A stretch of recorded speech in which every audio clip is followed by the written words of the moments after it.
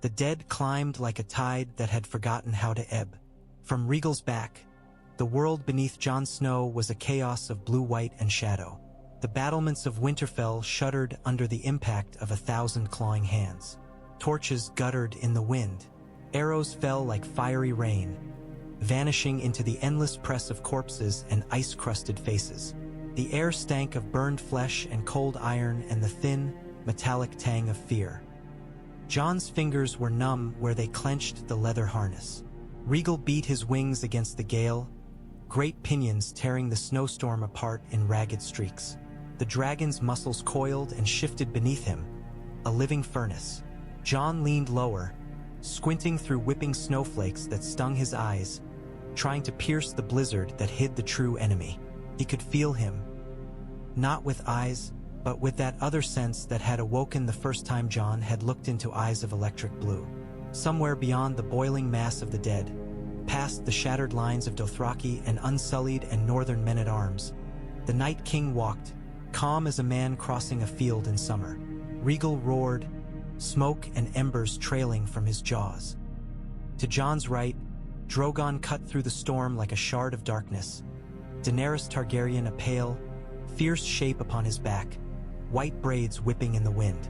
She raised one gloved hand in a hard, chopping gesture. Jon saw her mouth move, words ripped away by the storm, but the meaning was plain enough. We find him. We end this. Rhaegal banked to follow as Drogon stooped lower over the battlefield. For one instant Jon saw the ramparts of Winterfell below. Brienne's bright blade flashing from the gatehouse, Podrick and Jaime at her side. A knot of wildlings around Tormund hurling dragonglass axes into the press. Gendry Baratheon dragging the wounded to a makeshift barricade of fallen carts and corpses. Ghosts streaked along the parapet like a shadow made of snow, vanishing into the storm.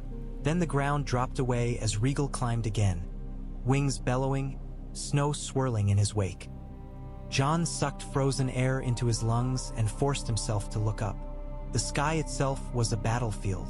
Something vast and black passed overhead, Viserion's broken form, wings pocked with holes, trailing shards of icy light. The dead dragon screamed as it dove, blue fire spilling from its ruined jaws, carving a swath of frozen ruin across the outer field. Jon watched men turn to ash and crystalline statues in an instant, their screams cut off as though a door had slammed. "Higher," Jon muttered, though Rhaegal seemed already to understand. They climbed, circling wide to avoid the frost-blue inferno. Where was the Night King? He'd been on Viserion's back before. Jon's breath came hard, each inhale a knife. He felt rather than saw Daenerys turn. Drogon wheeled, hanging in the sky for a heartbeat before plunging straight toward the source of that unnatural flame. Snow and smoke parted around her like torn cloth. "Dany," Jon whispered, the name taken by the wind. Below, the dead swarmed. Above, between storm and fire, the living clung to the last thin thread of hope stretched taut over a chasm of night. He tightened his grip on Longclaw's pommel and urged Rhaegal on, into the storm and toward the cold that waited at its heart. Daenerys saw him first, through the veil of snow and smoke. He was a stillness that could not belong to any living thing. Where others flinched and struggled and cried out, the Night King stood poised upon Viserion's spine, one hand resting on a row of jagged bone, the other closed around a spear of black ice. The broken dragon hung in the air on torn wings, blue fire seething in the hollow of its throat. Drogon's roar shook the storm, heat built beneath her, furious and wild. Daenerys could feel it through saddle and leather and the thick quilts sewn into her riding leathers, could feel the dragon's hunger for flame and ruin. "Dracarys," she whispered, not yet, but soon. Her teeth were chattering from the cold, but she bared them all the same in something like a smile. She had lost so much: children, cities, a throne promised since before she was born. She had crossed the width of the world to stand here, at the edge of everything, in a land of snow and old gods and men who looked at her dragons as if they were signs of doom instead of miracles. She would not lose this. "Now," she said, and Drogon answered with fire. The orange-red torrent burst from his jaws, a river of living light that swallowed sky and snow alike. For a heartbeat, the Night King's form vanished behind the blaze. Daenerys leaned forward, hand tangled in a black spike of Drogon's scales, the heat searing the tears from her eyes. Burn, she thought. Burn and be ended. Let this be the last time. The storm screamed. Flame and frost warred in the air above Winterfell. She glimpsed Rhaegal's green-gold silhouette arcing wide, felt rather than saw Jon's presence like a second, stubborn heartbeat beating in rhythm with her own. Somewhere below, her armies fought and bled and died because she had asked it of them, because she had promised them dawn. The fire cleared. He stood at the center of a field of melted sky, unburned, unbowed, frost glass armor gleaming orange in Drogon's fading flame. The Night King's eyes were twin chips of cruel blue, unreadable as ever. Viserion screamed beneath him, blue fire bursting from the creature's chest in defiance. The dead dragon beat its ruined wings and surged forward into the heart of the storm. Drogon banked hard, instinct screaming. Flame met frost. Where they collided, the world shattered. Daenerys clung to the saddle as a shock ran through her dragon's body. She could feel Drogon's fury, his desire to close, to sink teeth into the walking corpse that had stolen his brother. But she was not blind to the spear in the Night King's hand. She knew what that spear could do. "Keep your distance," she hissed, fingers tightening. "We burn him from afar." Again, Drogon obeyed. He twisted, great body coiling, and let loose another flood of fire.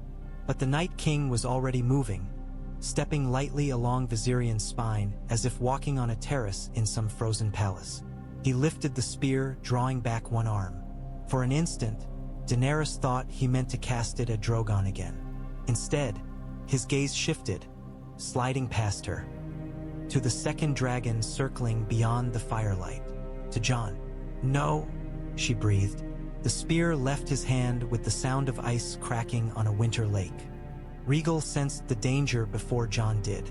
The dragon's body spasmed beneath him, a sudden violent twist that nearly tore Jon from the saddle. Jon caught a glimpse of something black and glistening slicing through the air, a streak of death against the storm. Then a greater shadow slammed into its path. Drogon. Daenerys drove her dragon between spear and brother with a cry Jon could not hear. For a heartbeat, the world became tangle and chaos.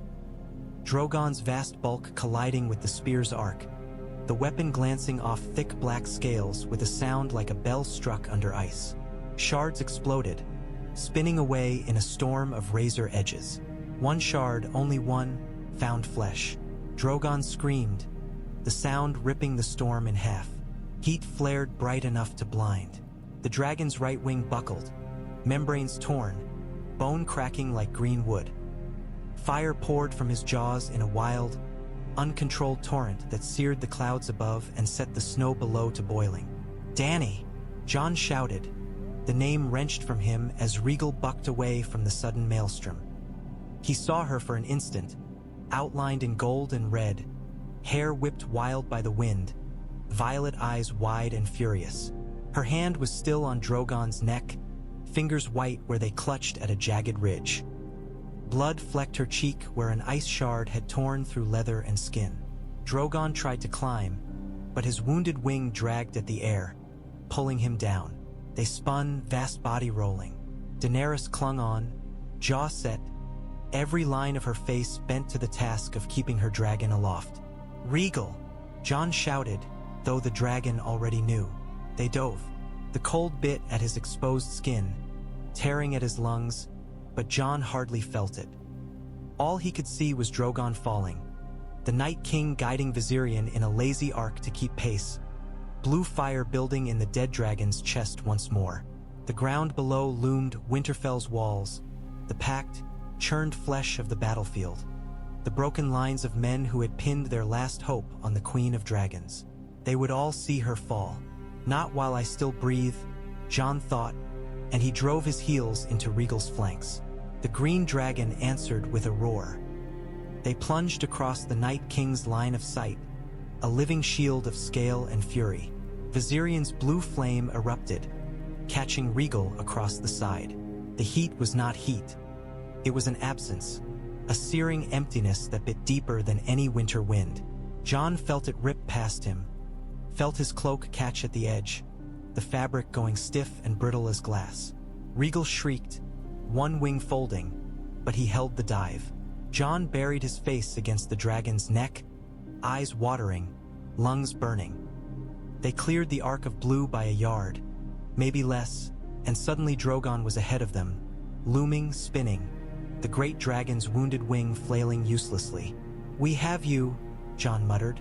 Whether to Daenerys or the dragon or himself, he did not know. They caught up as Drogon struck the air one last time in a desperate, ragged beat that slowed his fall. Rhaegal slammed up beneath him, green body bracing the black, and for a heartbeat dragon pressed against dragon. The impact jarred Jon's bones, rattling Longclaw against his hip. Daenerys met his eyes then. For all the roar and fury around them, there was a stillness in that look. Snow clung to her lashes.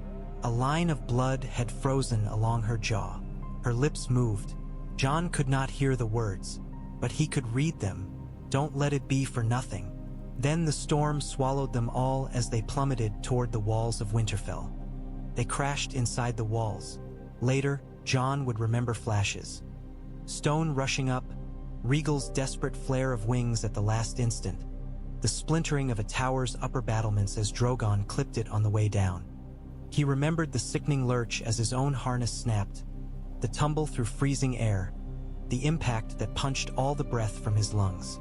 When the world stopped spinning, he was on his back in the courtyard, snow and shattered slate around him. Men were shouting. Someone was screaming. The air was full of smoke and dust and the sharp, copper smell of blood. "Jon!" A rough hand caught his shoulder, shook him. Davos's face swam into view, pale and smudged with soot. "You breathing?" Jon forced himself upright. Ribs protested, but nothing felt broken that mattered. He coughed, spitting blood into the snow, and looked around wildly. Rhaegal crouched against the inner wall, sides heaving, one wing dangling at an ugly angle. Patches of his scales were blackened and cracked, blue frostfire still smoldering in the wounds. The dragon kept his head low, teeth bared in pain, but his eyes were clear as they fixed on Jon. Closer to the shattered gate, Drogon had half collapsed, one foreleg twisted beneath him. His wounded wing trailed and flapped feebly. Smoke leaked from his nostrils in ragged bursts. At his side, Daenerys lay in the snow. Jon ran to her. The ground shifted around his boots. Melting snow, broken stones, some unidentifiable slush that might once have been a man. He skidded to his knees beside her, fingers already reaching. An icicle of black glass protruded from her chest, just above the heart.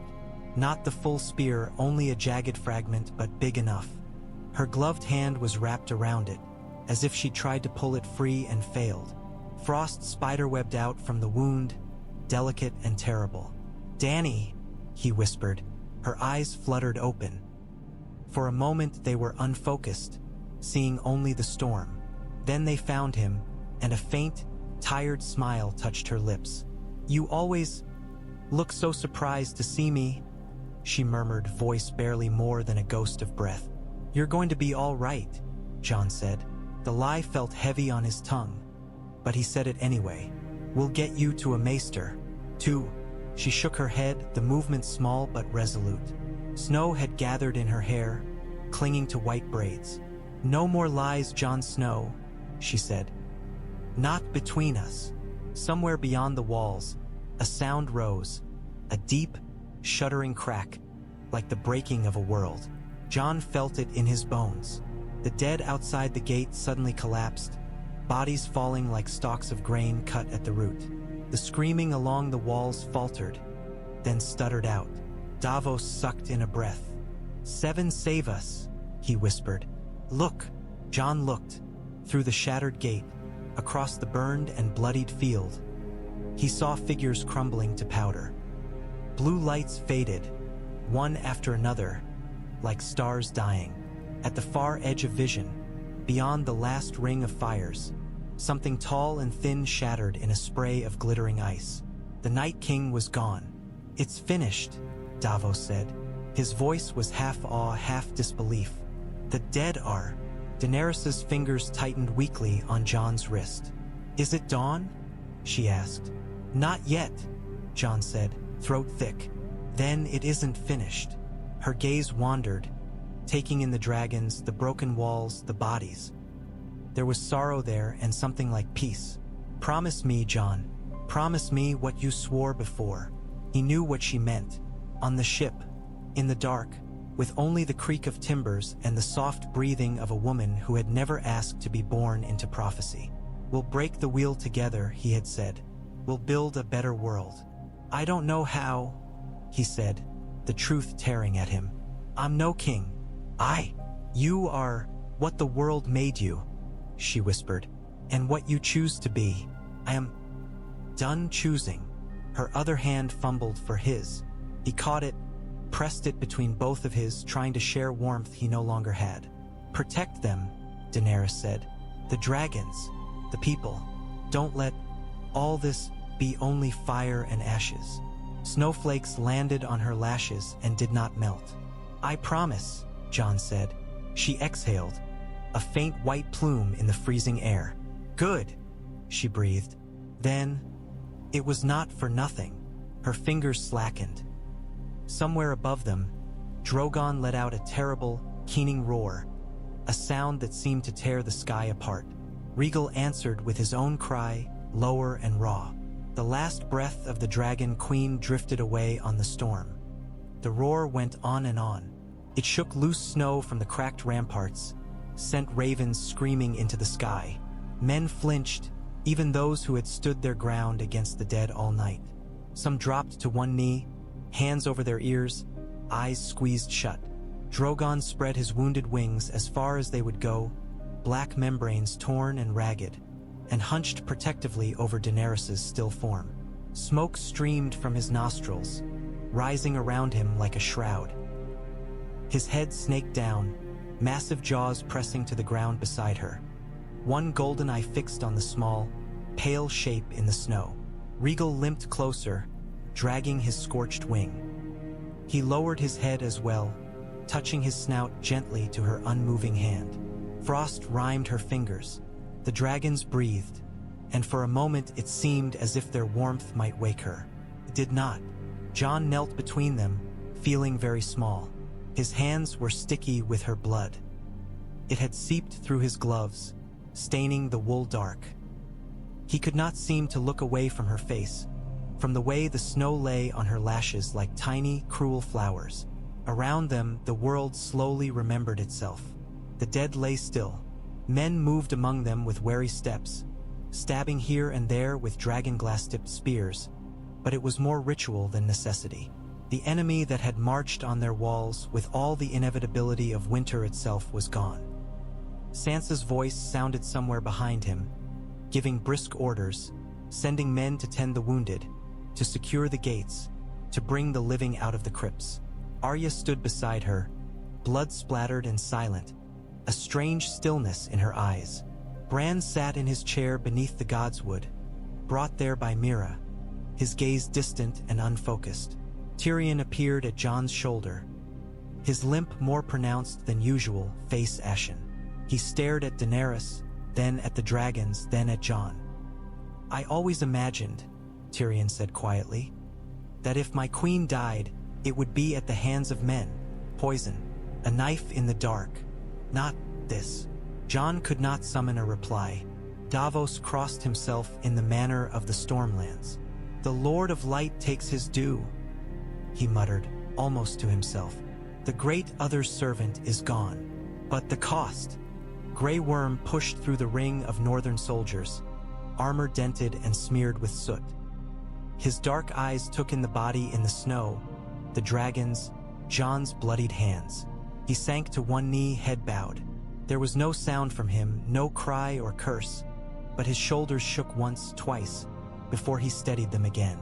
"We have won her war," he said, voice flat as the cold. "We will finish her work." Jon looked at him at last. There was something like a plea in the unsullied commander's gaze, though it hid beneath layers of discipline and pain. They had followed Daenerys across a world.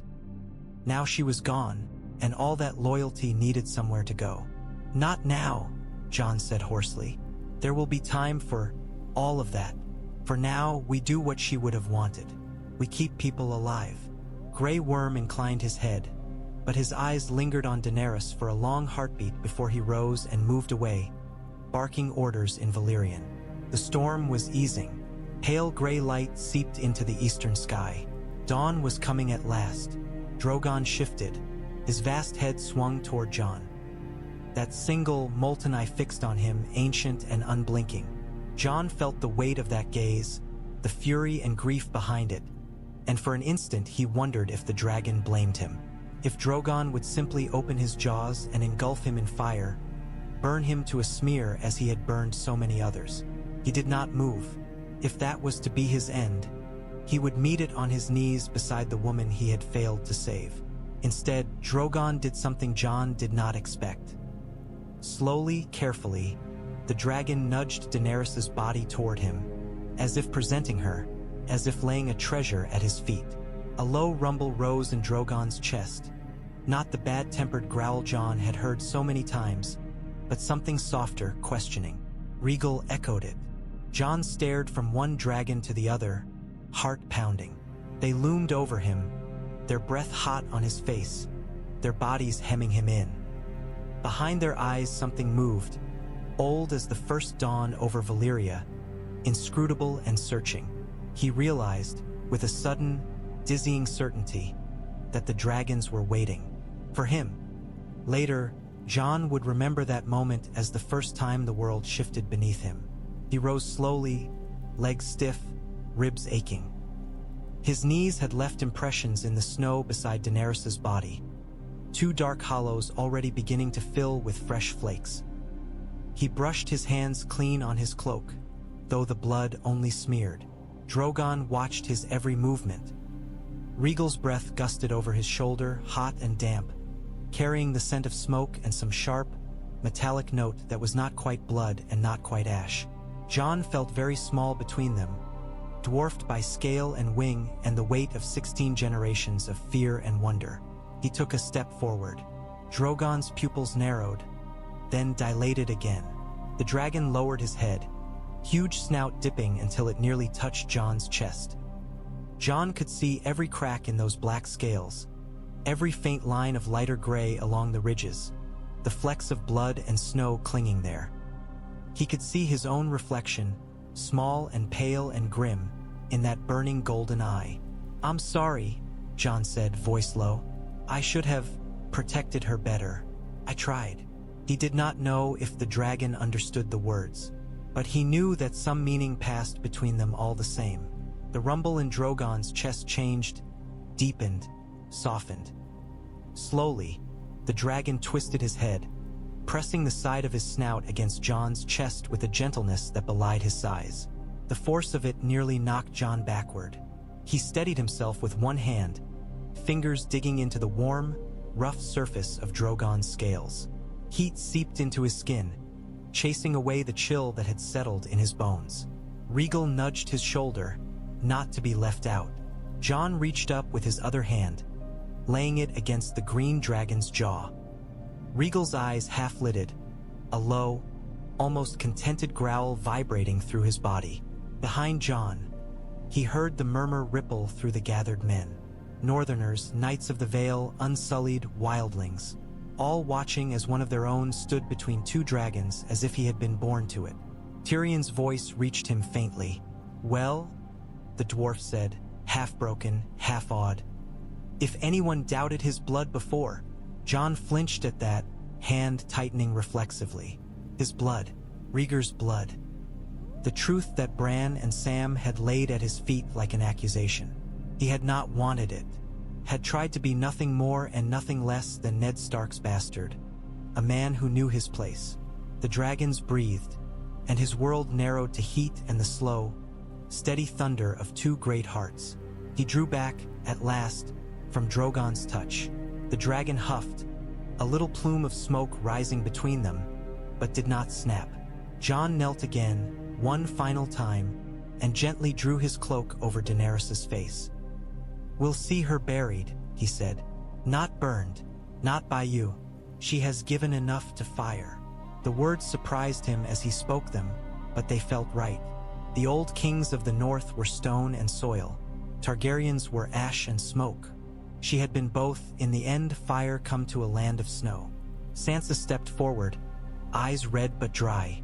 "We'll give her a place in the crypts," she said quietly. "With father. With Lyanna." Jon met her gaze. There was no warmth in it exactly, but there was no triumph either. Only weariness and a wary, bruised respect. "She was our ally," Sansa said, "and she died to save our home. That counts for something, whatever else it might mean." Jon nodded, unable to find words. He rose, shoulders heavy, and looked around at the ruin of the courtyard. The dragons, the broken walls. The dead were gone. The living remained, for now. By the time the pyres burned low and the wounded were tended, night had fallen again. The great hall of Winterfell bore its own wounds. One wall had cracked where a white giant had struck it with a tree trunk before dying. Smoke streaked the rafters. Someone had patched the largest holes with hastily nailed planks, but the cold still seeped in, turning breath into mist. Around the central table sat what remained of their leaders. Jon stood because he did not trust his legs not to give under him if he tried to sit. The map of Westeros lay spread between them, corners weighted with cups and daggers. It seemed a poor thing, all ink and parchment, considering the blood that had been spilled to keep it from becoming a graveyard. "They'll come," Sansa was saying, voice level and cool. "Word travels faster than ravens when it smells weakness. Cersei will have heard by now that the Night King is dead and Daenerys with him. She'll march, or she'll let others march in her name." Grey Worm sat straight-backed, hands folded. His face looked carved from stone. "She betrayed the queen," he said. "She left us to die while she kept her armies safe. Now there is nothing to hold her back. We must go south and finish her." Tyrion rubbed at his temples, dark rings under his eyes. His hair was stiff with soot. "We've just fought the dead," he said wearily. "Am I the only one who finds it absurd that we're already planning the next war? The living are not done killing each other," Arya said. She leaned against a pillar, arms folded, the pale oval of her face expressionless. "They never are." Davos tapped a calloused finger on the map, near the trident.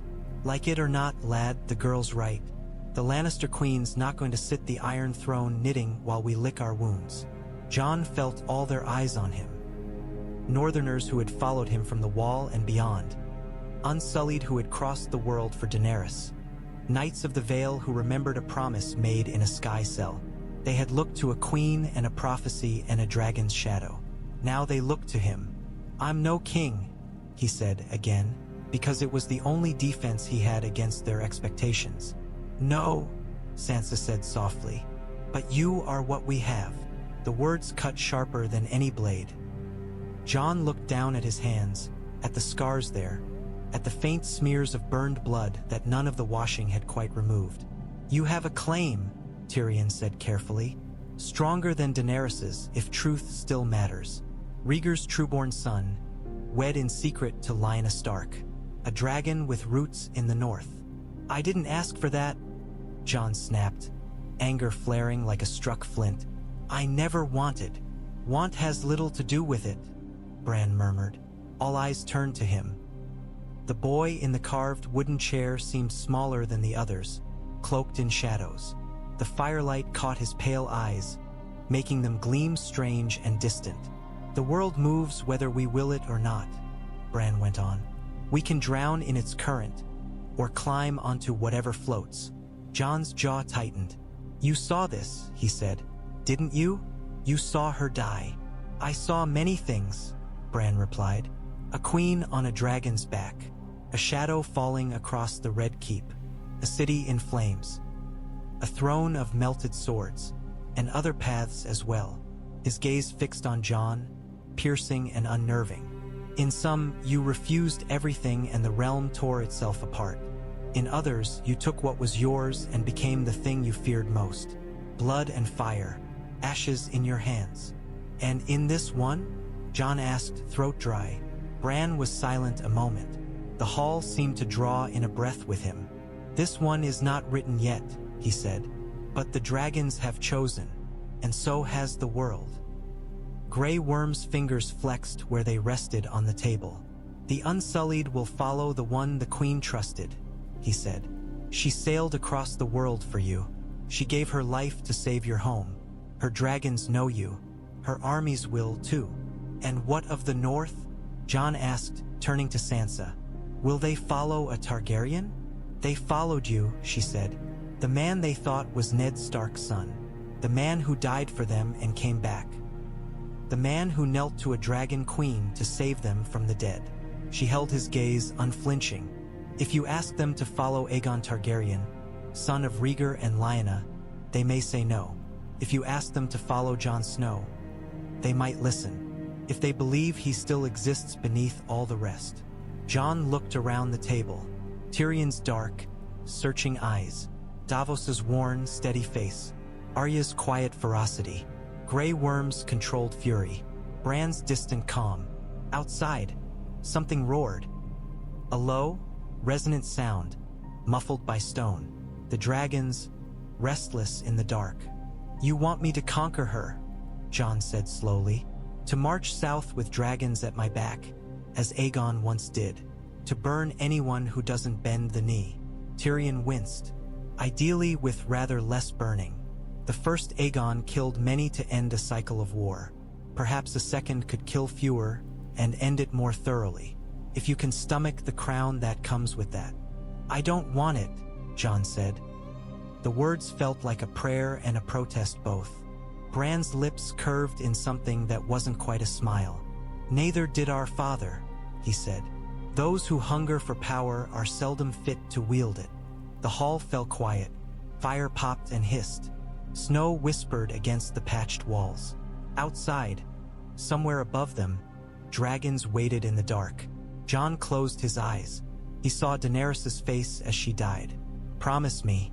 He saw the dead falling, the Night King shattering. He saw the map of Westeros, lines of ink not yet drawn. Roads that might be rebuilt, alliances that might be forged, people who might live if someone was willing to bear the weight of their hopes. He opened his eyes. I'll go south, he said. I'll fight Cersei. I'll protect the realm as best I can. On what terms? Sansa asked. On mine. He looked at each of them in turn. I won't burn cities for a throne. I won't be the monster they fear. We do this to end war, not feed it. And if the only way to end it is with fire? Arya asked quietly. Jon had no answer for that. Sleep did not come that night. When the hall emptied and the last argument had ground itself to exhausted silence, Jon slipped away. He moved through corridors that smelled of smoke and old stone, past men snoring where they had dropped still in mail, past women tending wounds by firelight. No one tried to stop him. They had taken what they needed from him for the moment and left him to whatever passed for rest. His feet carried him, unbidden, to the godswood. The snow fell softly here, in the sheltered space beneath the red leaves. The heart tree stood as it had stood for centuries, its white bark veined with red, its carved face watching with blind, bleeding eyes. In the distance, Jon could hear the creak of the wall in memory, the sigh of wind through the pines beyond the fist of the first men. Ghost padded at his side, silent as snowfall. The direwolf's fur was stained gray in places with soot and dried blood. One ear was ragged, torn nearly in half, but his eyes were as bright as ever. He pressed his flank against Jon's leg as they approached the tree, a wordless reassurance. Jon stopped beneath the outstretched branches and looked up into that strange, solemn face. Was this your plan? He asked softly. All of this. The wind whispered through the leaves, a soft, sibilant sound. Once, he would have thought it only the breeze. Now, after all he had seen and done and been, he wondered. I never wanted to be a king, he said. Never wanted any of this. I wanted to be a ranger, a brother, a man who knew his place. He thought of Jeor Mormont, of Ygritte, of the wildlings he had led through the wall, of the mutiny at Craster's Keep, of the knife sliding between his ribs on the stones of Castle Black, the cold that had eaten through him from the inside out, of opening his eyes on the slab, gasping in air he had not expected to breathe. "I don't understand why I'm still alive," he admitted to the tree. "If it was just to die again, down south, with a crown on my head and fire in my hands, I don't want that. I don't want to be him."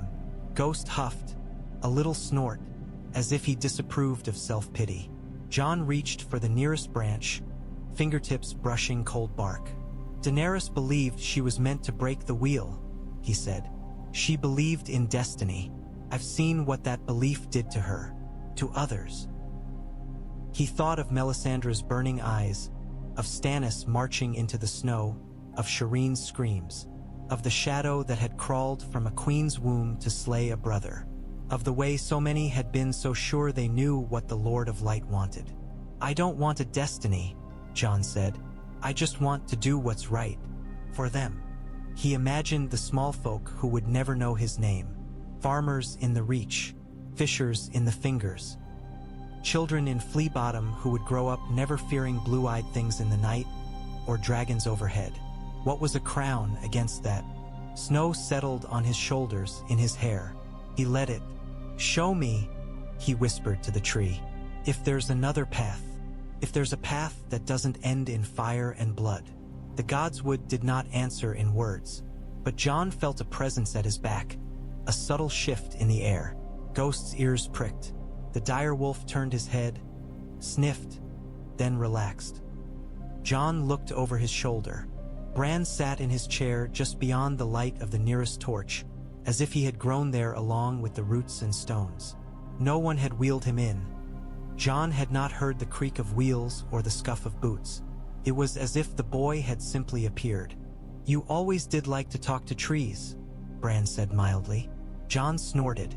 "They're better listeners than some people I could name." Bran's gaze flicked to the heart tree's face, then back. "They remember," he said. "Every word, every promise." The chill that ran down Jon's spine had nothing to do with the snow. Bran's eyes had changed since Jon had last seen him properly. They were still the soft, stark gray Jon remembered from a boy chasing cats through Winterfell's halls. But there was something vast behind them now, something old and cold and patient. "You saw this coming," Jon said. It was not quite a question. "I saw pieces," Bran replied. "Moments, possibilities. The closer they came, the clearer they became."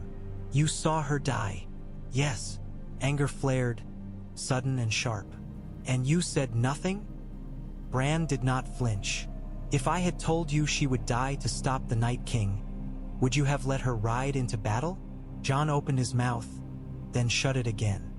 He thought of Daenerys on Drogon's back, face turned to the storm, eyes alight with purpose, of the fire that had poured from her dragon's throat, meeting frost in the sky.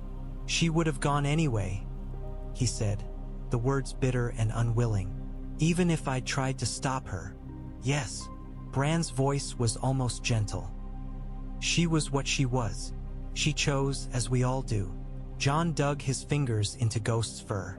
The direwolf leaned into him, solid and warm. "What do you see now?" he asked. "When you look at me?" Bran tilted his head, listening to some distant sound only he could hear. "I see a boy in the snow, looking up at a man in black and wishing he could be him. I see that man torn apart by knives and brought back by a red woman's faith. I see a child of ice and fire, standing at a crossroads with a crown in one hand and a sword in the other." "That doesn't answer anything," Jon said. "It answers more than you think." Bran's gaze sharpened. "You are afraid you will become like her. Or like him." "Like who?" "Aegon," Bran said simply. "The first of his name, the Conqueror." Jon almost laughed. "I'm no Aegon. He faltered. "I'm no one." "No one does not ride dragons," Bran said. "No one does not command the loyalty of armies without asking for it." He closed his eyes, lashes dark against pale skin. When he spoke again, his voice was softer, as if he were dictating a memory. "I see the field of fire," Bran murmured. "I see Harrenhal burning. I see lords kneeling, and swords laid at the feet of a man with a sword of Valyrian steel. I see the beginnings of a realm that holds, for a time, against its own worst instincts." His eyes opened. "I see other fields," he went on. "Fields that might yet be. A road of ashes. A road of trampled banners. A road of broken wheels." Jon swallowed. "And what do you see if I refuse?" he asked. "If I fly north with the dragons, or send them away, or—" He shook his head. "If I step aside." "Chaos," Bran said simply. "Cersei's spies are already moving. Euron gathers ships. Lords of the Reach and Stormlands whisper of crowns. Now that dragons have thinned the numbers of those who might oppose them. A dozen kings in waiting, each more hungry than the last." He looked up at the heart tree. The first Aegon forged one realm from 7. Brutally, imperfectly, but it held long enough for roads to be built and laws to be written and markets to flourish. Long enough for men to forget what it was to live under constant war. Jon shook his head. "You want me to be him?" "I want you to be you," Bran said. "But the world will see what it wants to see. A dragon lord, a Stark, a man who cannot die. Conqueror. You cannot control that. You can only control what you do with it." He rolled his chair closer, wheels crunching softly in the snow. "You ask the gods for another path," he said. "There isn't one without blood. I'm sorry, but there may be one with less of it, if you are willing to pay the price yourself." Jon thought of Daenerys again, of the light fading from her eyes, of the way Drogon had looked at him in the courtyard, waiting. "What price?" he asked. Bran's gaze met his, steady and inexorable. "You will not belong to yourself anymore," he said. "You will be a story, a symbol, a man turned into a sword the realm wields. You may win peace for others, but you will not know it for yourself." Jon stood very still. Snow gathered on his shoulders, on Ghost's fur, on the carved brow of the heart tree. "And if I say no?" he asked quietly. Bran's eyes dropped to the roots winding through the snow. "Then others will fight, and burn, and die. The world will end in fire from a different hand. Or in cold, when the enemy we think destroyed finds a way to rise again in the chaos." He looked up once more. For the first time since Jon had returned to Winterfell, there was something human in his expression. Not pity, exactly, but a kind of sorrow. "You asked for an answer, Jon," Bran said. "This is the only one I have." The silence that followed felt as vast as the night sky. Dawn came at last, pale and weak but undeniable. The eastern sky blushed pink, then gold, pushing back the long teeth of the night. Smoke from the pyres curled upward in lazy columns. The smell of it hung over Winterfell, burned flesh and green wood and the faint, bitter tang of dragonglass. Jon stood on the eastern rampart, cloak snapping in the wind. From here he could see the fields beyond the walls, churned and blackened. Patches of white still gleamed where the dead had fallen in drifts. Men were moving among them now in long lines, gathering bodies for burial or burning, separating friend from foe by armor and memory. Ghost sat at his side, ears pricked, gaze never still. Every so often the direwolf leaned into Jon's leg, as if to remind him that he was not alone. Above, Rhaegal and Drogon wheeled in slow, restless circles. Their shadows passed over the courtyard, the walls, the faces of men who had no words for what they saw. Dragons had been stories once, then nightmares. Now they were something else, tools perhaps, weapons, symbols, and his responsibility. He felt them too now, not only as shapes against the light, but as presences in the back of his mind, vast, hot, alien. Not voices, not like Ghost, whose thoughts brushed his sometimes like a familiar hand. The dragons were more distant, their minds a roil of hunger and sleep and the fierce joy of flight. But there was a thread there, running from them to him, tangling with something old and deep inside him. Aegon, The name felt strange in his mouth whenever he tried to say it, like a borrowed cloak that did not quite fit. Footsteps approached along the wall. Jon did not turn. He knew the sound of that tread now, as he had once known Rob's, Ned's. "You're up early," Tyrion said, coming to lean on the parapet beside him. The dwarf squinted into the cold light. "But then, I suppose kings don't sleep much." "I'm not a king," Jon said automatically. Tyrion's mouth quirked. "You keep saying that," he said. "I wonder who you're trying to convince." He studied the ruined fields, the dragons overhead, the men moving like ants below. "I dreamed of this once," he said. "Not this specifically. If I dreamed the dead rising and trying to eat me, I'd have stayed drunk for a decade. But of standing next to a man who might truly change the shape of this world." "I'm not him," Jon said. "No," Tyrion said softly. "But you might be better." Jon glanced at him. The Lannister's face was tired, older than his years, but there was a stubborn spark in his eyes yet. "You think conquering a realm with dragons can be done?" "Kindly," Jon said. "With less blood, less burning." "I think," Tyrion said, "that if anyone can manage it with fewer charred corpses, it's a man who fears becoming a monster more than he desires a crown." He sighed. Daenerys wanted to remake the world all at once, tear down everything and build something new from the bones. You might be persuaded to keep some of what works, to mend rather than shatter. Jon turned his gaze back to the sky.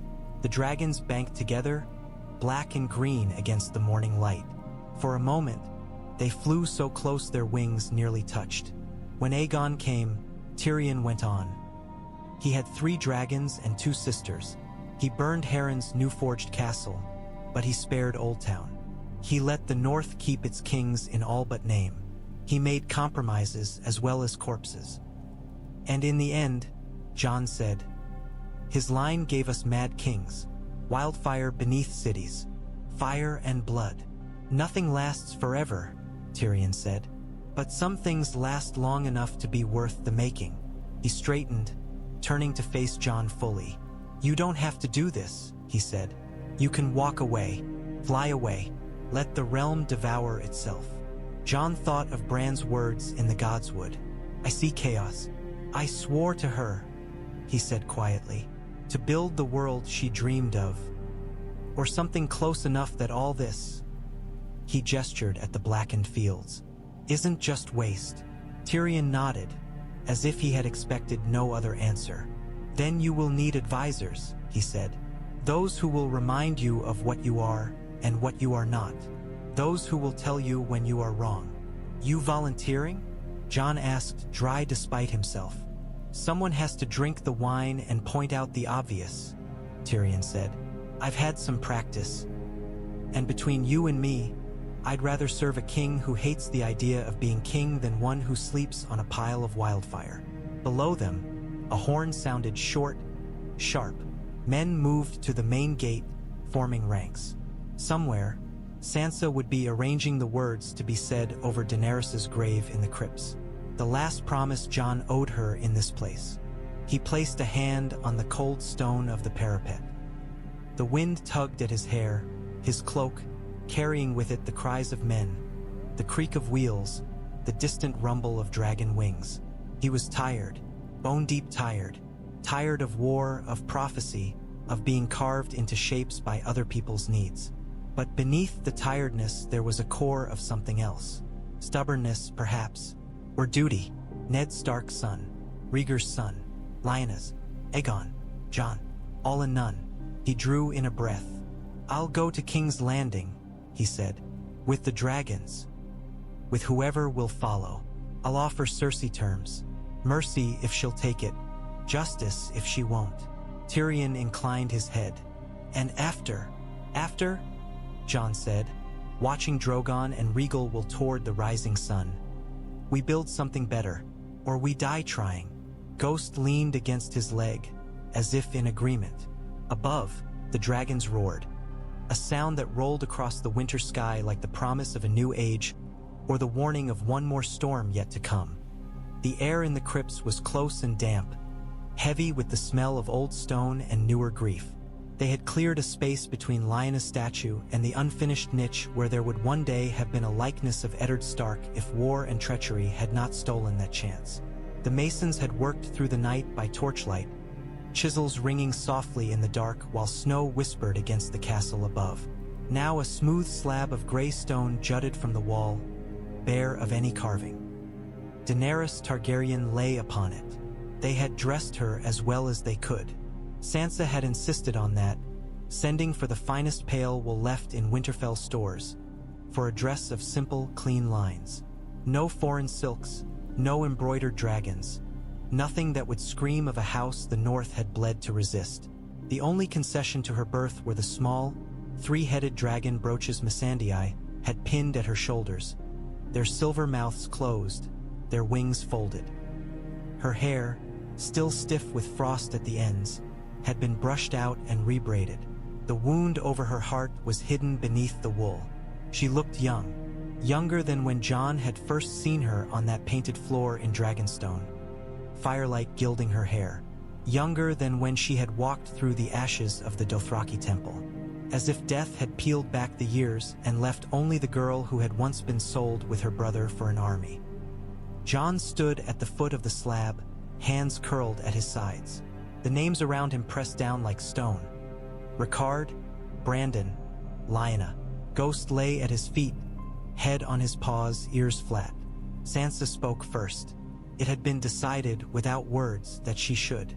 The North needed to hear her recognition more than any prayer from a foreign god. She was not born one of us, Sansa said, voice low but clear. She did things we feared, things some of us may never forgive in full. Her gaze flicked to Tyrion, then to Grey Worm, then back to the still form on the stone. But when the dead came, she flew into the storm for us. She gave her life to stop a darkness none of us truly understood. She drew in a breath, shoulders squared beneath her dark fur cloak.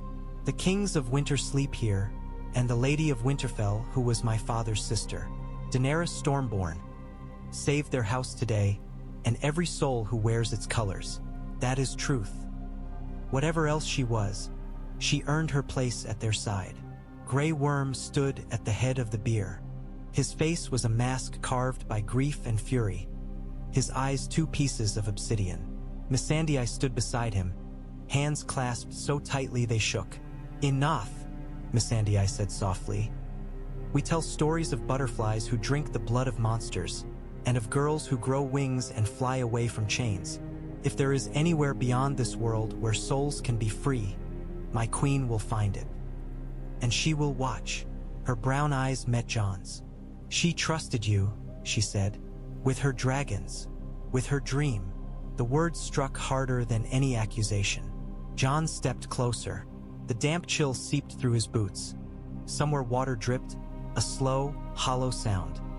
He laid one hand on the edge of the stone, fingers inches from the fabric covering Daenerys' arm. I failed her, he said, the admission like ground glass in his throat. I should have seen how the Night King would move. I should have. You stood where you were needed, Davos said quietly from the back. We all did. There's no sense in drowning yourself in what-ifs, lad. The dead are gone because of her, and because of you. Jon looked to Bran. His brother's face was shadowed, the torchlight catching only the edges of his profile. Is this right? Jon asked. Her here, in this place. Bran's gaze shifted to Lyanna's statue, then to Daenerys. Our aunt loved a dragon, he said. She risked everything for him, for the child they made together. His eyes met Jon's, steady and strange. The past and the present are not so far apart as they seem. Fire and ice have always met in places like this. It is fitting. The words settled like a weight and a blessing both. They lowered the slabs covering stone with care, masons and soldiers working together. The scrape of rock on rock echoed off the walls, muting the sounds of men's breathing, of quiet weeping. When it was done, a simple rectangle of new stone marked the place where a queen of dragons lay among wolves. No name yet, no carved face, only the promise that her story would be remembered at all, in a land that had almost burned for fear of her. Jon bowed his head. "You have my word," he whispered to the unmarked stone. "I'll not let it end in ashes."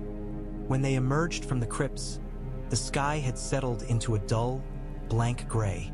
The great fires in the courtyard had burned down to beds of coals ringed in ash. Men moved in slow patterns, clearing bodies, stacking broken weapons, stacking stones where they could. The sounds of war had thinned to the clatter of armor, the murmur of tired voices, the occasional crack of timber being hauled for repairs. Someone had sent word, though Jon had not given the order. By the time he and the others stepped out under the open sky, two armies stood facing each other. On the east side of the courtyard, the Unsullied formed a precise rectangle, spears grounded, helms polished to a dull sheen despite the soot and blood. Their ranks were thinner than when they had marched into Winterfell, but uniform still, each man a piece of a greater whole. Grey Worm stood at their head, Missandei just behind him, her small frame straight-backed despite the harsh wind tugging at her cloak. Opposite them, near the old training yard, the men of the north, the Vale, and the Riverlands gathered in a looser knot. Their armor was mismatched, their spears crooked, their shields paint-peeled. Wildlings mingled among them, Tormund Giantsbane's bright beard unmistakable, as did the last few knights of the Vale still wearing clean surcoats over dented mail. Sansa and Arya stood at their fore, flanked by men Jon had known his whole life and others he'd only met when the dead marched. Rhaegal perched on a broken stretch of the inner wall between them, tail coiled, wings folded tight. His eyes tracked every movement below with a predator's focus. The stone beneath his claws was scored and blackened from his landing. Jon felt the weight of every gaze as he stepped into the space between the two forces. He wished, fiercely and uselessly, for the weight of black wool and simple vows instead of this purple cloak Sansa insisted he wear. It marked him as something he did not wish to be.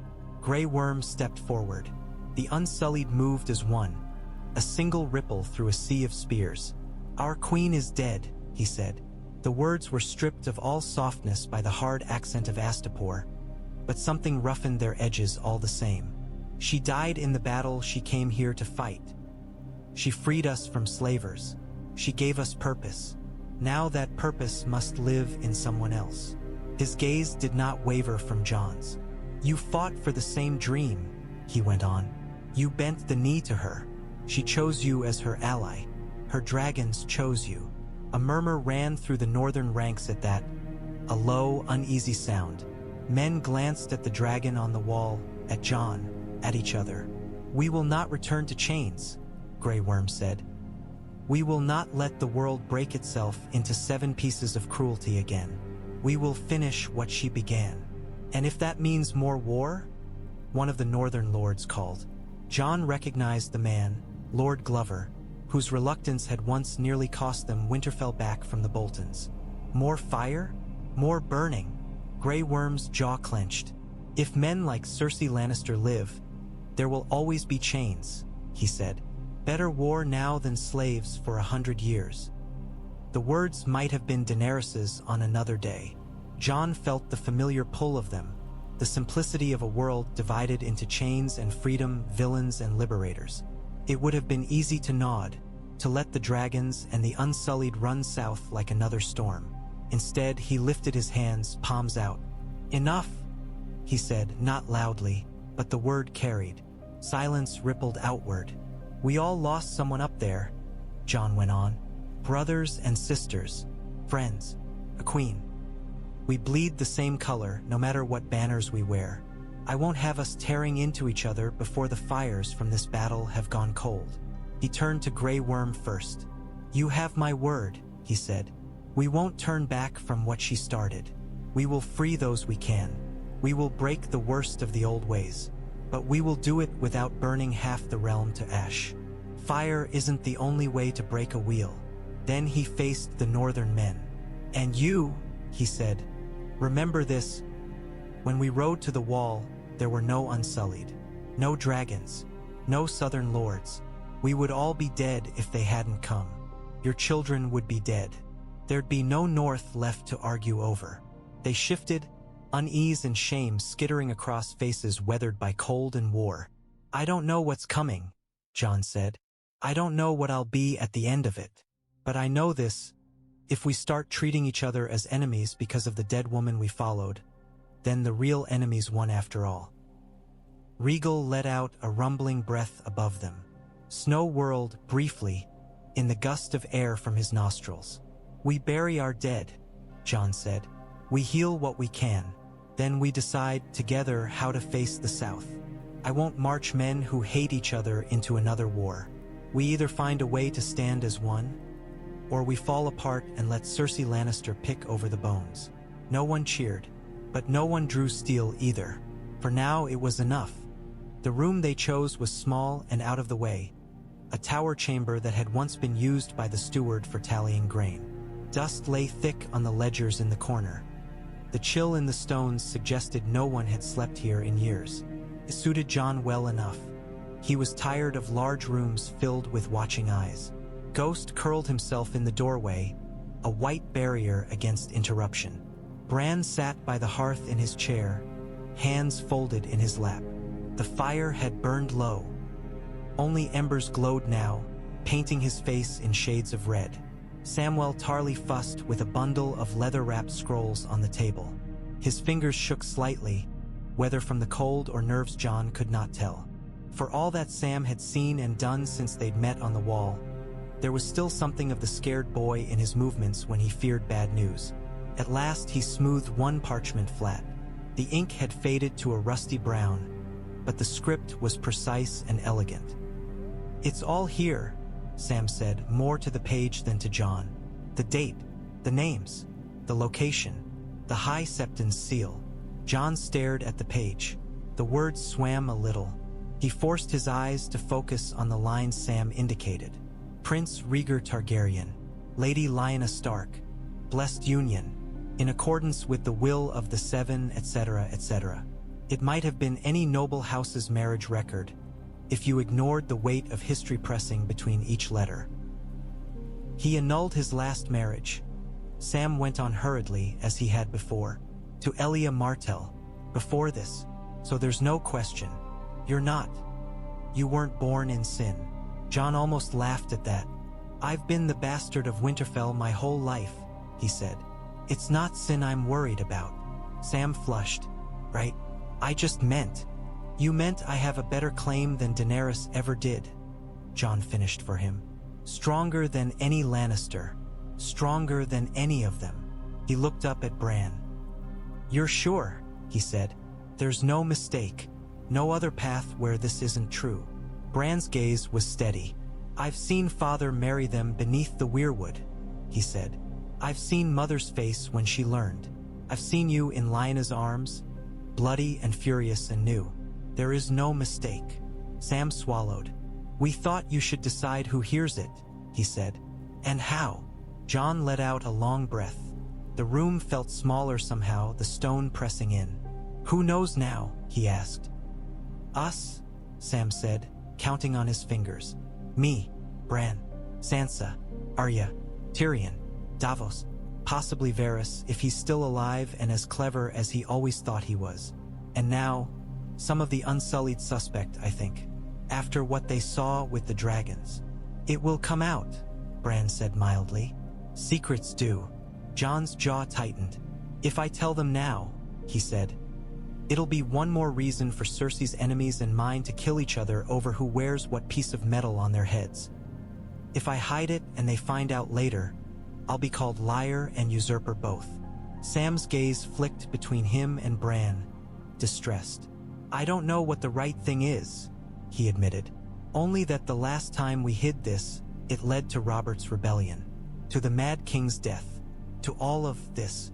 His hand made a vague gesture that seemed to encompass war and dragons and the dead alike. Jon rested his knuckles against the table. The parchment crinkled beneath them. "If I claim this name," he said slowly, "if I stand up in the hall and say I am Aegon Targaryen, true heir, I'll be giving the realm a story it's been hungry for since the last dragons died. A Targaryen with the North in his blood. A dragon who might be different." His tongue tasted of ash. And if I don't, he went on, I'll be standing there with 2 dragons at my back, leading armies against a queen who broke her word and left us to die. They'll call me king whether I want it or not. That may be the point, Bran said. You will be a symbol, Jon. The only choice you have is what you decide that symbol means. Sam reached out as if to touch his sleeve, then thought better of it. Whatever you choose, he said. I'll stand by you. I will. But I think people deserve the truth. At least the ones who are going to bleed for it. Jon looked down at the names again. Rhaegar, Lyanna. The words might as well have been carved into his bones. Then we tell them, he said. All of them, once, and let them choke on it together. They crammed as many as the hall would hold. Benches had been dragged back to make space. Men stood shoulder to shoulder, armor clinking whenever someone shifted. The banners of half a dozen houses hung limp along the walls. Stark Direwolf, Arryn Falcon, Mormont Bear, Glover Fist, a scattering of Riverlord sigils, even a salt-stained Kraken banner where a handful of Ironborn lurked near Yara Greyjoy. At the far end of the hall, a knot of unsullied officers stood with Missandei, their armor a foreign gleam among the furs and boiled leather. They watched everything with the stillness of men trained to kill at a word. On the dais, Sansa sat where her father had once sat, back straight, fingers laced on the table before her. Arya leaned against a pillar just behind, face unreadable. Bran's chair was positioned near the fire, the flickering light throwing strange shadows across his pale features. Jon stood in the open space below the high table. The eyes felt like weights pressing into his skin. Sam cleared his throat. The sound seemed small in the crowded hall, but it carried. He clutched the parchment from the tower room in both hands, knuckles white. Many of you know me, he said, voice wavering at first, then firming. Samwell Tarly. I served as a brother of the Night's Watch. I recently studied at the Citadel in Old Town. I've read more dusty scrolls than is probably good for a man. There was a faint ripple of amusement, quickly stilled. In the records of the High Septon, Sam went on, I found something about Prince Rhaegar Targaryen. Many of us grew up hearing that he abducted Lyanna Stark, that he dishonored her, that their connection was the spark that lit Robert's rebellion. Murmurs sharper now, faces tightened, old wounds reopened at the name. It isn't true, Sam said. He had his first marriage annulled lawfully. Then he was wed again in secret to Lyanna Stark, with her consent, with the blessing of the Seven. He lifted the parchment. It's all here, names, signatures, the High Septon's seal. It isn't rumor, it's fact. The hall shifted like a beast uneasy in its skin. Sansa's fingers tightened infinitesimally on the edge of the table. And there is more, Sam said, swallowing. They had a child, a son, legitimate. The trueborn issue of Rhaegar Targaryen and Lyanna Stark. Someone laughed, too loudly. A convenient ghost, a man from the Vale said. Born in secret, died in secret, and were meant to take a scroll for proof. Bran's voice cut across the rising noise, quiet and unhurried. I was there, he said. The hall stilled. Even those who thought him merely a crippled boy turned at the authority in that tone. I have seen my aunt in the Tower of Joy, Bran went on. I have seen her give birth. I have heard her whisper the child's name. I have watched my father hold him. I have watched him promise to keep him safe from Robert's wrath, to protect him by calling him his own bastard. He turned his head, slowly, to Jon. Aegon, Bran said. She named him Aegon. The word fell like a stone into a still pool. For a moment, there was only the crackle of the fire and the faint groan of timbers. Then the hall erupted. Voices crashed into each other. Liar, magic tricks, Rhaegar's whelp, Stark blood, Targaryen, king, usurper. Some shouted in rage, some in awe, some in a confusion so deep it curdled into fear. Rhaegal's shadow passed over the gap in the roof at that moment, darkening the hall for a heartbeat. Men flinched, some clutching at sword hilts, others at the amulets around their necks. Firelight danced on upturned faces, painting them in red and gold. Grey Worm stepped forward from the Unsullied's ranks. "He is our queen's kin," he said, voice cutting through the noise. "Her blood, her dragon's blood. They know him." Davos raised his voice from near the center of the crowd. "He's also the man who took a knife in his heart for the Night's Watch," he said, "who brought the wildlings south instead of letting them die, who stood between us and the dead. He bent the knee to the Dragon Queen," someone else shouted. "If he is king, what was she?" "His queen," Missandei said, the first sharpness Jon had ever heard from her. "His ally, his partner. And now she's ashes in our crypts," Lord Glover snapped. "Because she came north, yes. And because of him. It was too much. It was all too much." "Enough," Jon said, and this time he had to raise his voice. "Enough." The word hung in the smoky air. He felt dozens of gazes pinion him. Stark, Targaryen, bastard, king, weapon. Ghost raised his head, ears pricked, as if waiting to see which way he would jump. "I didn't ask for this," Jon said. "Any of it. I loved the man I thought was my father. I swore vows to the Night's Watch. I bent the knee to Daenerys Targaryen because it was the only way I saw to save us from the dead. None of that changes because of what some old man wrote on a parchment and what my brother can see in the roots of trees." A grim chuckle from somewhere in the back. Even now, Northerners could not help but mock what frightened them. "I am Jon Snow," he said. "I was raised in Winterfell. I bled on the wall. I broke my vows because the world required it. If you choose to call me Aegon as well, that's your choice. But I won't wear a name if it means burning the world my father died trying to protect." The hall quieted, if only a little. There was still fear in it, still awe, but also the first stirrings of something else. A wary, battered hope that perhaps the realm's stories could twist in a new direction without shattering completely. For the first time, Jon understood that the battle against the dead had been simple. It was the living who would be hardest to win. The meeting after the revelation splintered almost as soon as it began. The great hall emptied of the rank and file, but the heat of their arguments lingered. Now the space held only the sharpest edges. Lords, captains, old warriors and new. Their words tangled like blades. "The North bled for this war," Lord Glover said, face mottled red, fist thudding on the table. "For the wall. For Winterfell. For a king who came back from the dead and then bent the knee to a foreign queen who nearly burned us." "She nearly burned with you?" Missandei shot back, eyes flashing. "She froze in your storms. She fell from your sky. Do not speak of nearly when her body lies in your stone." Sansa raised a hand, silencing them both. "No one is denying what she did," she said, "or what Jon did. But the North did not fight to trade one southern ruler for another. We remember the last time dragons came here." "You can remember and still move forward," Tyrion said. He was nursing his wine more for something to do with his hands than any pleasure in the drink. "The choice is not between worship and annihilation. There are intermediate options." Tormund snorted. "Spoken like a man who's never had to piss in a blizzard," he said. "Up north, there's only you live or the snow eats you. But this is something different." He jabbed a thumb at Jon. "We followed him because he kept us alive.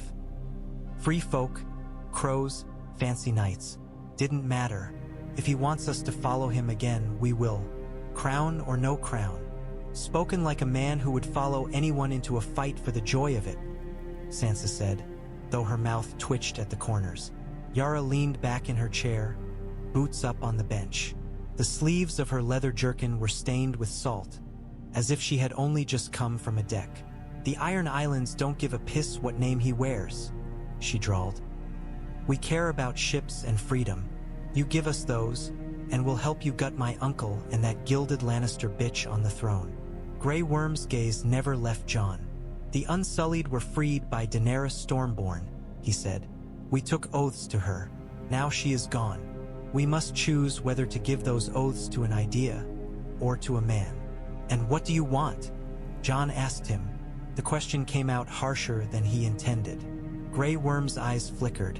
I want to end slavers, he said, and rapers. And men like Cersei Lannister who call themselves queen over chains and corpses.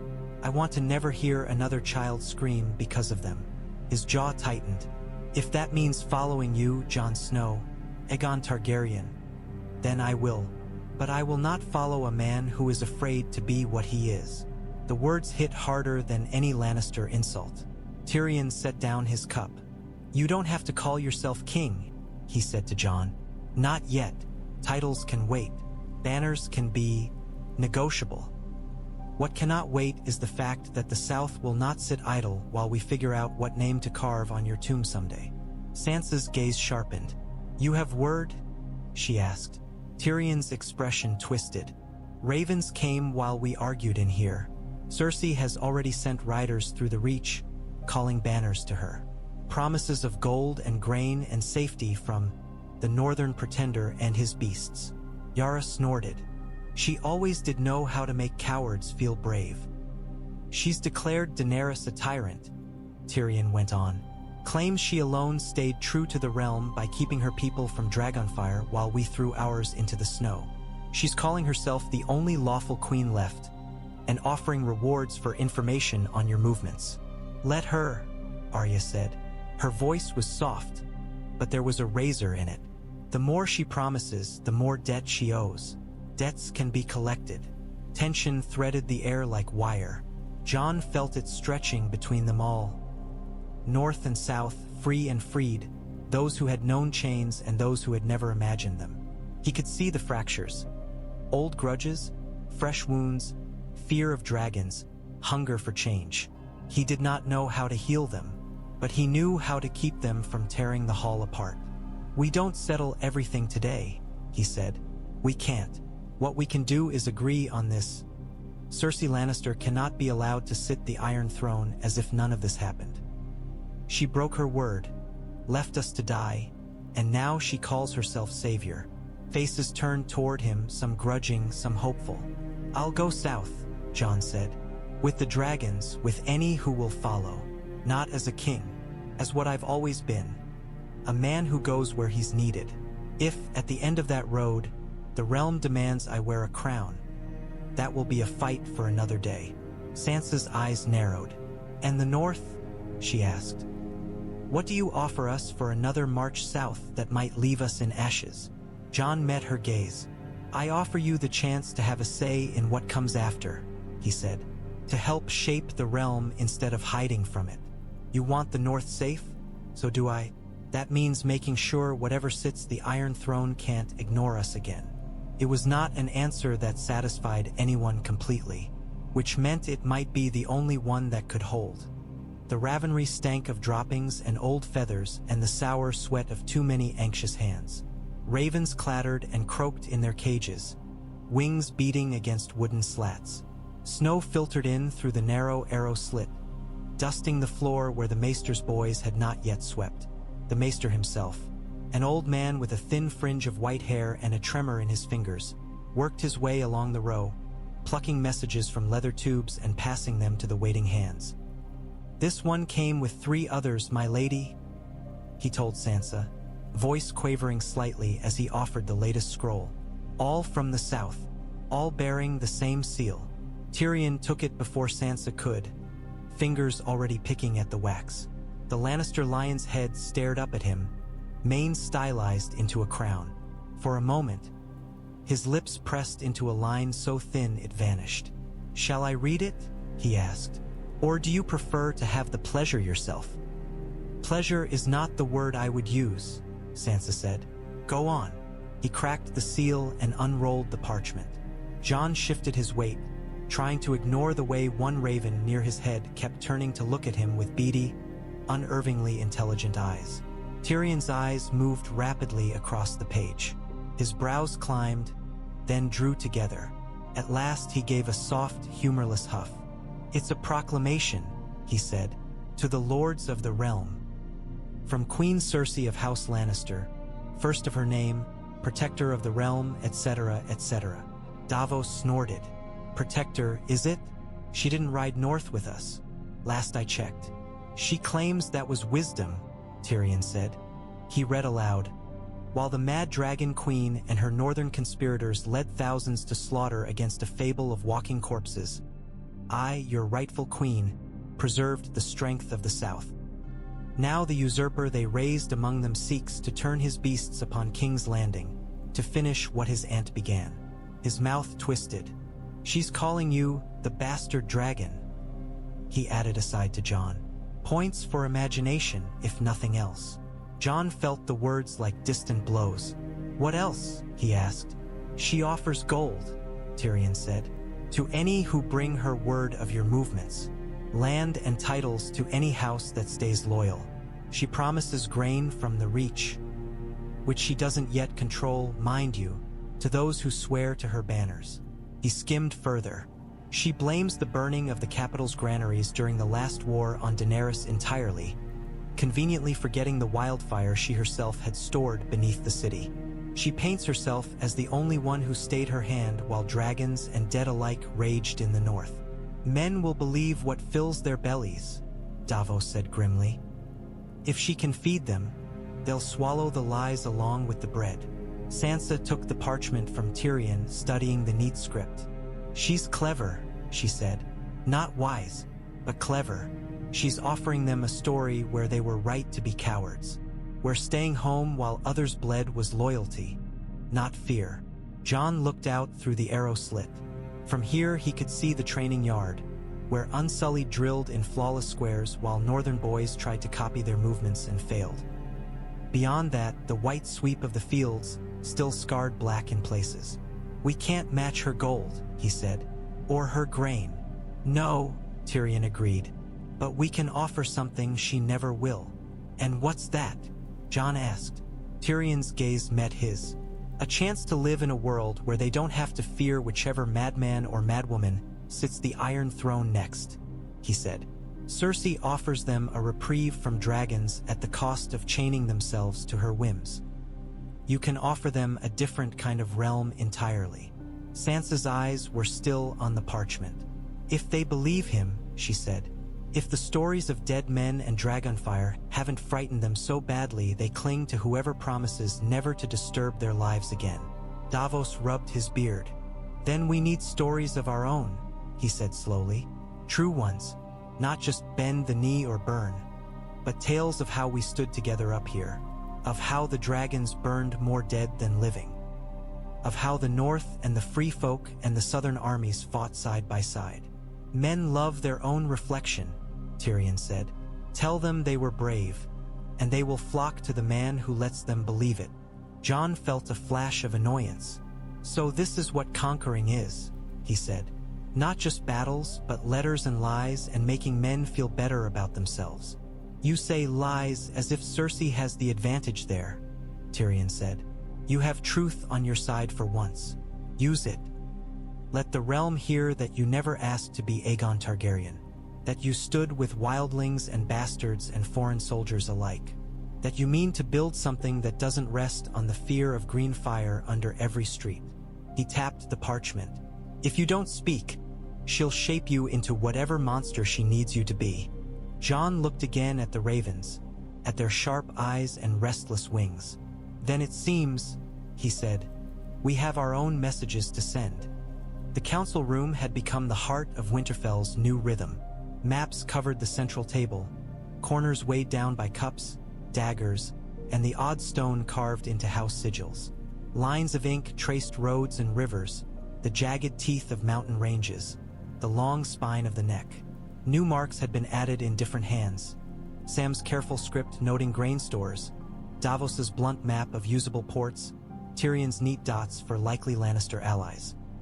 Jon stood at the head of the table, though he would have preferred to sit anywhere else.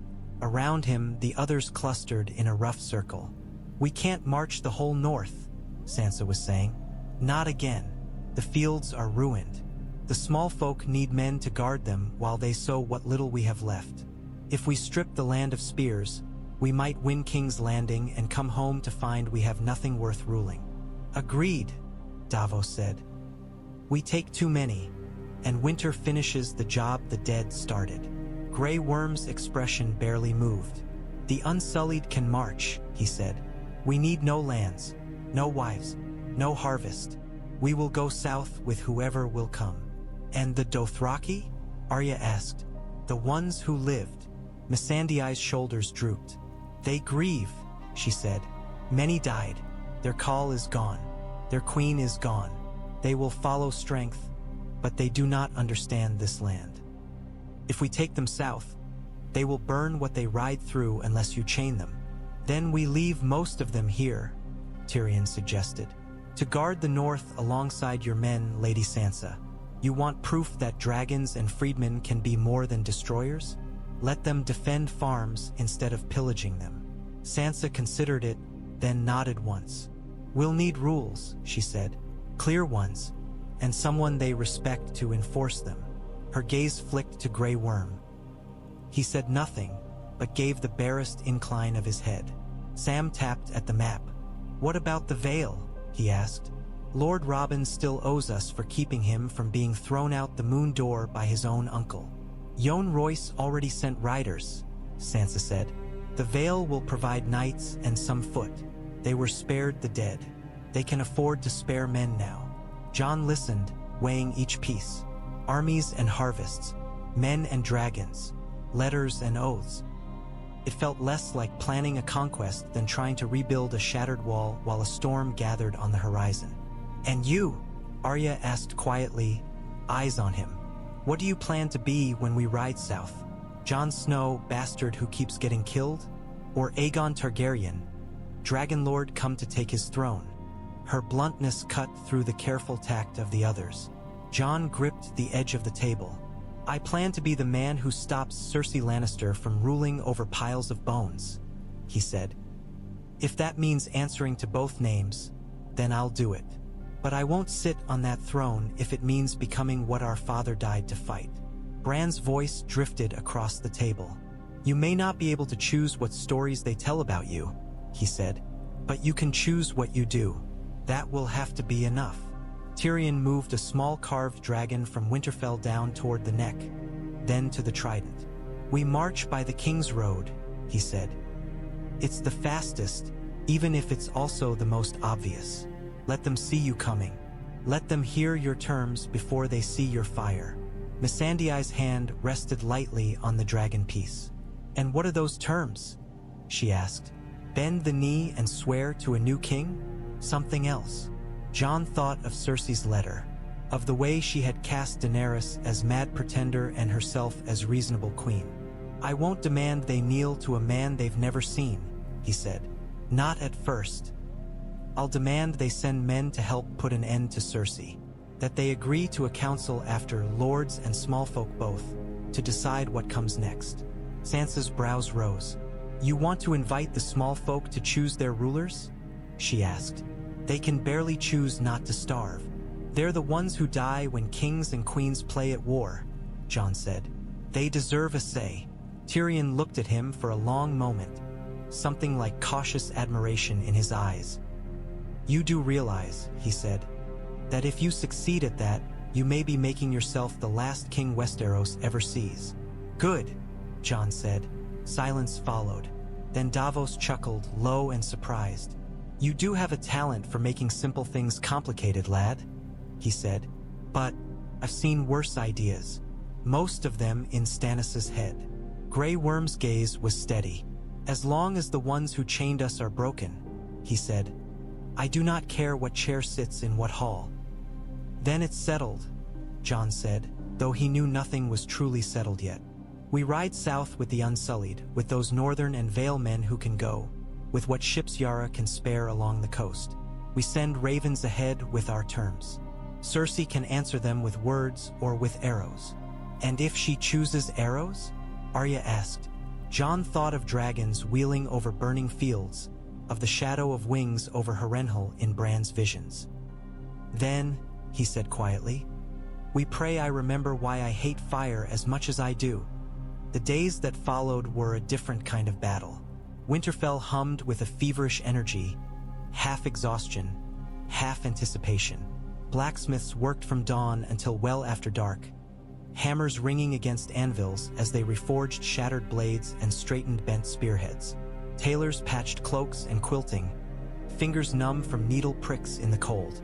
The kitchens never truly cooled, fires banked but never out, pots of stew bubbling as fast as stores allowed. In the yards, men trained. Jon walked among them as the light faded, cloak pulled tight around his shoulders. His ribs still ached from the fall, and there was a stiffness in his left leg from some bruise he'd forgotten receiving in the chaos. But movement helped. Doing something helped. In one ring, Unsullied drilled in their tight formations, shields rising and falling in unison, spears thrusting forward in perfect, deadly lines. A handful of northern lads tried to mimic them, their timing half a heartbeat off, their shields sagging out of rhythm. Grey Worm barked a correction in Valyrian. One of his officers translated in curt, accented common. "Shields high together," Jon called, adding his voice. "If your arm is tired now, it will fail you when you need it." The boys straightened, faces flushing. One, a lanky lad with a patchy beard, shot him a grateful, embarrassed look. In another ring, Tormund Giantsbane had an audience. He demonstrated the proper way to break a man's nose with an elbow on a willing volunteer from among the wildlings. The crack carried even over the clang of steel. The onlookers winced and laughed in equal measure. "You lot fight like you're dancin' at a wedding," Tormund boomed. "All fancy steps and no blood. Remember, men are made of meat and bone, same as any beast. Hit 'em where they're softest and you don't need half these pretty moves." A group of Vale knights watched with thinly veiled distaste, but even they did not look away. Rhaegal curled on the inner wall above it all, a great coil of green and bronze. His wounded wing was bound with heavy leather and chains, restricting his movements while torn membranes knitted. The healers had muttered about infection and rot when they first saw the frostburn on his side, but the dragon's own fire seemed to burn the corruption away. When he exhaled, a faint wisp of smoke curled from his nostrils. Jon paused below him. For a moment, man and beast regarded each other. "How's the wing?" Jon asked, feeling foolish for speaking aloud and more foolish still for expecting an answer. Rhaegal huffed, shifting his weight. The great eye blinked once, slowly. Not quite an answer, not quite nothing. Jon reached up, fingers brushing the rough stone where claw marks had gouged deep. "We'll both be flying before long," he murmured. "Whether we like it or not." The dragon's tail twitched, sending a light shower of snow cascading from the wall. "Lad," Davos called from near the gate. "You planning to marry that beast or just court him from down there?" Jon turned to see the old knight leaning on the haft of a spear, watching him with a half-smile. Behind Davos, a wagon creaked under the weight of barrels. Salted fish from White Harbor, if Jon remembered right. "Seems he's the only one who doesn't want something from me," Jon said, joining him. Davos snorted. "Don't be so sure. Creatures like that always want something. Question is whether it's food, fire, or the satisfaction of not having to listen to you complain." For the first time that day, Jon laughed, quiet and surprised. They watched the yard together for a while. Men moved through drills, some precise, some clumsy. A few of the younger wildlings had taken to learning shield work from the Unsullied, while a cluster of Unsullied in turn listened, fascinated, as a grizzled northern sergeant explained the best way to hold a shield wall against a cavalry charge. Slowly, awkwardly, the habits of different worlds rubbed against each other and began, grudgingly, to fit. "Look at 'em," Davos said. "Knights, wildlings, eunuchs, lads who've never seen a city bigger than White Harbor. All trainin' together without stabbin' each other in the back. If you can keep that going all the way to King's Landing, maybe you've got a chance." "A chance at what?" Jon asked. "Something better," Davos said simply, "than the way it's always been." Jon watched a boy from the Wolfswood correct his stance under the wordless guidance of an Unsullied veteran. The boy mimicked the man's grip, adjusted his feet. Their eyes met briefly. Both nodded, almost at the same time. A chance, Jon thought. Not a promise. Not a destiny, just a chance. Sometimes that was all the North had ever asked for. The night before the ravens were to fly with Jon's terms, Sansa found him on the outer wall. He had gone there to think, or perhaps not to think. The cold bit through his cloak, but he barely felt it. The fields stretched away under the stars, their scars softened by fresh snow. In the distance, the dark line of the King's Road pointed south like an accusation. Sansa stepped up beside him without preamble. Her own cloak was a thick gray wool lined with white fur, hood down despite the cold. Her hair, longer than when he had first seen her again, caught the starlight in copper glints. "You used to come up here as a boy," she said, "after Father scolded you, or after Robb beat you at swords." "I remember," Jon said. "You used to pretend you didn't see me, so your friends wouldn't know you spoke to the bastard." Color touched her cheeks, more from memory than wind. "I was a stupid girl," she said. "I thought songs knew more than I did." "They knew enough to warn you about men like Joffrey," Jon said. Sansa's breath left her in a soft, humorless laugh. "Not soon enough." They stood in silence for a moment, the wind tugging at their cloaks. Below, Ghost paced along the wall walk, paused soundless on stone, occasionally pausing to sniff at the air. "You're really going to do this?" Sansa said at last. "March south again, with dragons at your back and a lioness waiting at the end of the road?" "I am," Jon said.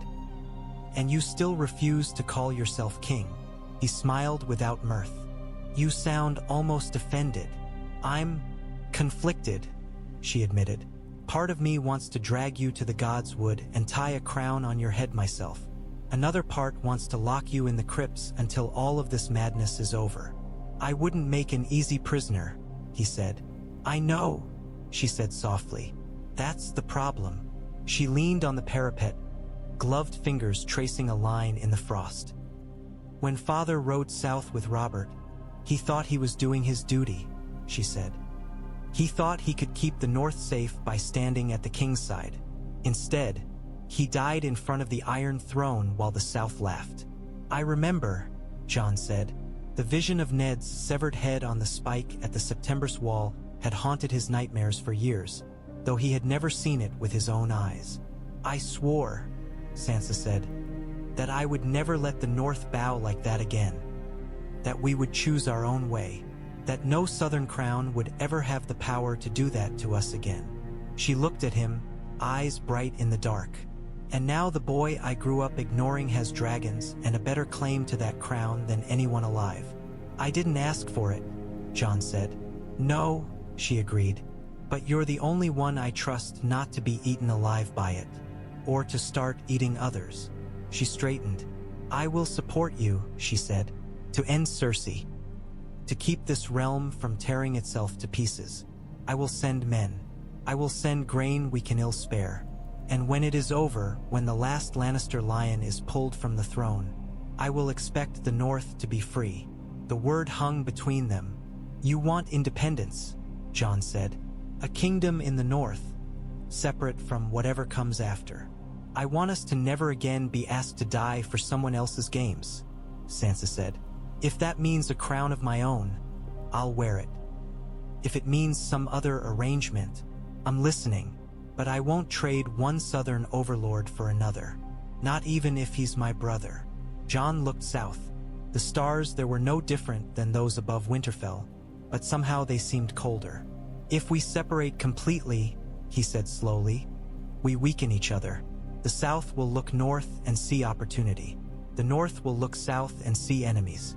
It will be like it was before Aegon. Wars, raids, wasted harvests. And if we stay bound?" Sansa countered. "We spend our blood to settle every squabble over chairs we'll never sit in." He thought of Bran's words, of Tyrion's council of lords and small folk, of a realm bound not by fear, but by choice. "What if," he said, "we create something in between, a realm where each region, North, Vale, Riverlands, Reach, Stormlands, Dorne, the Isles, keeps its own laws, its own rulers, but they send representatives to a council that chooses who sits the Iron Throne. And that king or queen cannot rule without them. Sansa stared at him. "You want to tame the South with meetings," she said. He almost smiled. "Better that than flames." She shook her head, but there was a glimmer of reluctant amusement in her eyes. "You sound like father," she said. "If he'd read more books." "It might not work," Jon said. "They may laugh in our faces. They may try to kill us before we even propose it. But if we don't try, we know exactly what we'll get. More of the same." Sansa lifted her gaze to the dragon's dark shapes on the towers. "You're going to change the world," she said, "whether you mean to or not." "I'd settle for leaving it a little less broken," he replied. She reached out and took his hand, squeezing it once. "Then don't get yourself killed," she said. "I won't forgive you if you leave me to deal with the mess alone." "I'll do my best," he said. For a Stark, that was as close to a promise as the gods would allow. Departure mornings had their own kind of silence. Winterfell's courtyard buzzed with movement. Men strapping on mail, tightening saddle girths, checking swords and bowstrings. But voices were low, clipped. The jokes were softer, the curses more muttered. Horses stamped and snorted plumes into the cold air. The clang of weapons and the creak of leather filled in the spaces where laughter might have been. The Unsullied stood ready in their ordered blocks, spears upright, armor gleaming faintly in the dawn light. Behind them, a smaller but sturdy force of northern spears waited, flanked by Knights of the Vale with their moon and falcon shields. A scattering of wildlings rounded out the line, their furs and odd weapons a ragged border to the more polished formations. Near the gate, carts creaked under loads of food, tents, and spare weapons. Yara's men moved among them, tagging those bound for the coast with bits of colored cloth. Somewhere beyond the walls, ships would be waiting once the roads turned south toward White Harbor and the Bight. Rhaegal crouched in the open space near the broken wall where he had fallen days before. Leather and chain bindings still wrapped his injured wing, but he held it higher now, the membrane stretched and healing. The frost burn on his side had scarred over in a strange, glossy pattern. He snorted, a brief burst of smoke, as Jon approached. "You're sure about this?" Jon murmured, hand resting against the warm curve of the dragon's neck. His fingers found the familiar ridges, the places where scale gave way to softer skin. "No turning back once we're in the air." Rhaegal's great head turned, one golden eye fixing on him. There was no answer in it that a maester could put into words. But Jon felt a tug in the back of his mind, a readiness, a restless desire for movement. For the open sky and the fire that waited somewhere beyond the horizon. Above, Drogon stretched himself along the ruined tower like a black banner, wounded wing half unfurled. His gaze tracked everything. Jon felt his weight as well, that second, heavier presence. Where Rhaegal was all sharp curiosity and quick temper, Drogon was a deep, slow-burning furnace of grief and rage, anchored now to the emptiness where his queen had been. He watched Jon mount Rhaegal without moving, but his nostrils flared, smoke curling. At the gate, Sansa stood with Arya beside her. Bran's chair was positioned slightly behind, his hands resting on the arms, eyes calm. Ghost sat at their feet, tail curled around his paws, ears flicking with every shout and clatter. Jon walked to them one last time before the climb. "We'll hold the north," Sansa said before he could speak. "We'll keep your men fed. We'll try to keep your dragons from eating the sheep." "I'll send word as often as I can," Jon said. "Not just about battles, about everything. If there's to be a council after this, your voice needs to be in it." "My voice is already in your head," she said. "You'll hear it whether I'm there or not." Arya stepped forward, hooking a finger in his cloak to pull him down to her height. She kissed his cheek quickly, her breath cold. "Kill her," she whispered. "Cersei, for father, for everyone." "I'll try," he said. "Don't try," Arya said. "Do it. You owe me a lion." Bran's gaze met his. For once, it was not full of visions and distances. "Remember what you said," Bran murmured. "About building, not just burning." "I will," Jon said. "If they let me." "They won't," Bran said. That's the point. Jon huffed a quiet, mirthless laugh. You're a strange boy. I'm not a boy, Bran said. Not anymore. Ghost pressed his muzzle into Jon's hand. Jon knelt, burying his fingers in the thick fur, breathing in the familiar, wild scent. Guard them, he whispered. Guard this place. I'll come back. Ghost whined low, as if he understood and disapproved but would obey anyway. When Jon straightened, the courtyard seemed to hold its breath. He crossed back to Rhaegal. The dragon lowered himself, foreleg bending to make a crude step. Jon climbed, muscles remembering the rhythm even as his mind rebelled. The saddle straps bit into his palms as he hauled himself into place. He tightened the harness, checked the lashings. Below, Davos watched with an expression somewhere between pride and worry. 7 keep you, lad, the Onion Knight called. And if they don't, hold on tight anyway. Jon nodded once. He looked out over the assembled men, over the broken walls, the soot-stained towers, the banners stirring in the weak breeze. This had been his world once, all he had known. Now he was about to leave it again, on the back of a creature out of dead men's songs, to fight a war for a throne he did not truly want. Ready? He murmured to Rhaegal. The dragon answered with a roar. Wings snapped open, catching the dawn. Snow spiraled in their wake as Rhaegal leaped, powerful muscles driving him skyward. The courtyard fell away, men shrinking to ant-sized figures, their shouts lost in the rush of wind. For a moment, Jon looked down and saw the line of men beginning to file out through the gate, banners lifting, spears glinting. He saw Sansa's hair gleam like a coal in the gray. He saw Ghost pacing along the wall. Then Rhaegal banked south, and Winterfell slipped behind him, shrinking into the white.